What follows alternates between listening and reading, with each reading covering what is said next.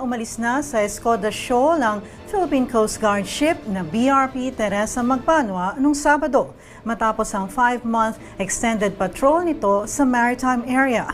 Dumating ang Teresa Magbanua sa Puerto Princesa Port sa Palawan kahapon.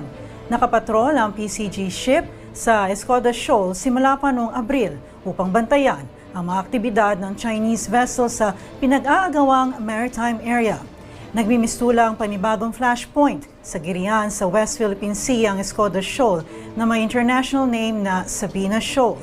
Ayon kay Executive Secretary Lucas Bersamin na siya ring National Maritime Council Chairperson, ilan sa mga kinaharap na problema ng 97-meter vessel ay ang masamang panahon, limitadong daily food and supplies at ang harassment ng Chinese ships na pumapalibot din sa Teresa Magbanua.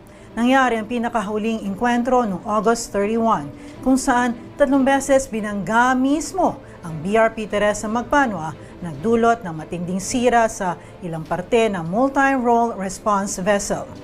Sabi ng isang opisyal ng National Maritime Council, may papalit na Philippine vessel sa Escoda Shoal upang panatilihin ang presensya ng Pilipinas doon.